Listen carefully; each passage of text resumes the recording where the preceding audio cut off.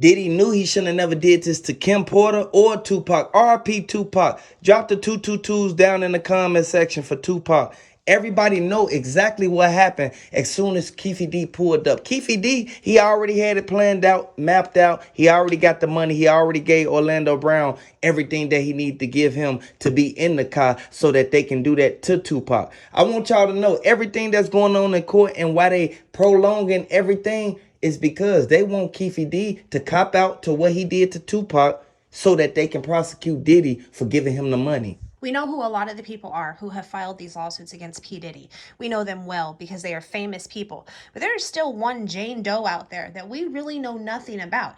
And the question is right now, even as they are doing this jury selection and getting ready to actually start this trial on Monday, is who is she? And when are they going to find out and actually announce her name? Because the defense has to have time to prepare a defense against her.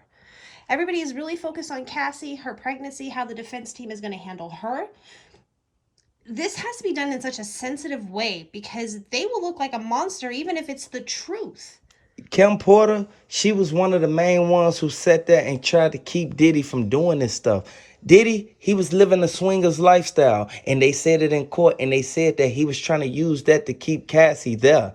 He wanted Cassie to interact with these people that she was uncomfortable with being around. I want y'all to know he bogus for what he did and how he made Cassie do all these acts. Everything that Diddy did to these people, he will get put under the jail. And I want y'all to know this is something that's sad, man. This is a sad situation that we even had to occur to even listen to even see happen to Cassie. If he could buy his way out of this with money like he has done everything else, that he would already be out. He would be walking around, living his normal life, causing havoc in other people's lives. Look at how many women's lives he has actually destroyed. Look at the evidence that's behind each individual case and see how many of them are so similar. The accusations of being drugged, the accusations of non-consensual activities, the accusations of being forced to be in a place and a time where you don't want to be are similar across the board. Details may vary, but he has a history of this. Gene Deal said that the reason why Cassie is coming to court and she's the #1 star potential witness is because she was right there and she was the one on camera. The feds got the indictments and the affidavits that they needed. Now P. Diddy, he's going to jail. They just raided P. Diddy mansion. P. Diddy had on all black. The black shirt that he had on, that was the same shirt that he had on the footage that they reviewed. As soon as they came in, a lot of the feds, they posted outside. They wanted TD Jakes to come down from off that balcony.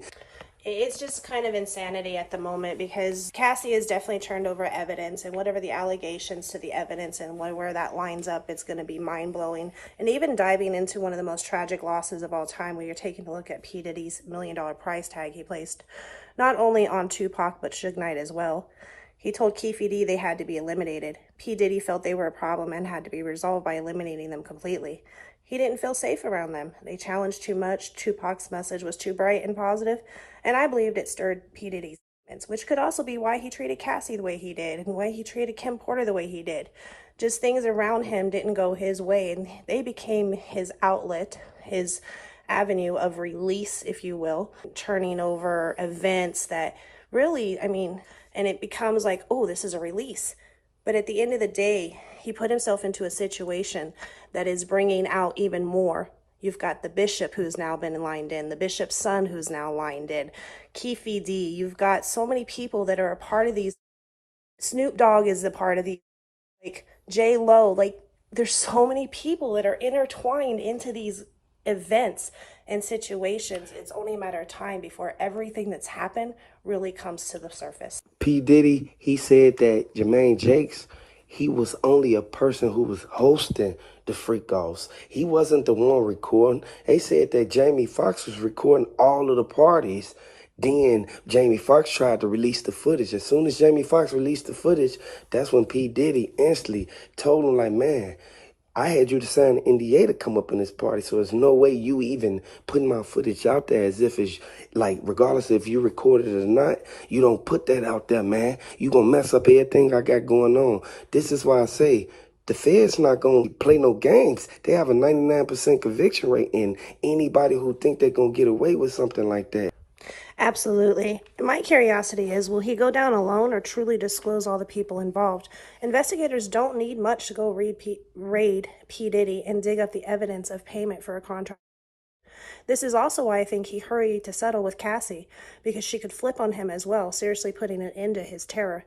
The night of the Mike Tyson fight became the golden opportunity, especially after the confrontation Tupac had with Keefe D's nephew, Orlando, regarding Orlando allegedly trying to snatch a chain. These series of events just build and build, and at the end of the day, it's all going to come to light. We know that Snoop Dogg, he didn't want 50 Cent to even be around Suge Knight because he knew for a fact that 50 Cent was going to get cool with Suge Knight. And then, like they always say, everybody in New York, they know for a fact that you can't be cool with somebody and then think you still finna come back around and basically let me tell my business to you. So you can run back and go tell Suge Knight? No, I want everybody to really look at that because Suge Knight, he had Snoop Dogg shook.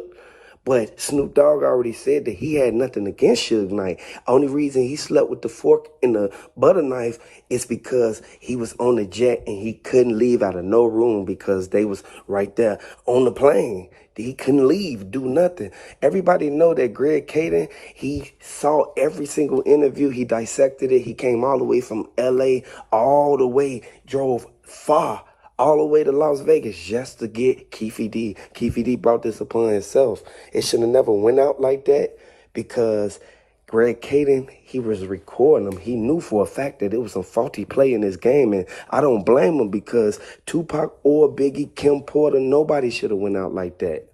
When you got to also look at the buildup in the streets, there's already been a buildup between these two groups, shootouts, crossing turf, setting each other up, breaking into cars, blowing up cars. The storyline goes on forever. This builds a momentum for how they're going to react to, hey, here's $1 million price tag, go take out so-and-so. At the end of the day, they're going to fight for what they believe is theirs, but in the meantime, they're destroying millions and millions of lives and circling right back to the women that are in their lives. Your woman is supposed to be your peace and your safe zone, but you're supposed to be hers as well. So how does a woman feel safe when she knows she's going to get thrown against a wall because she doesn't want to perform a freak off?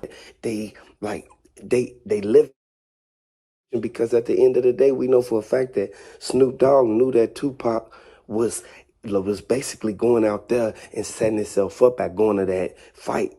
He already told him, like, I'm finna go back to L.A. This is why Snoop Dogg wasn't around.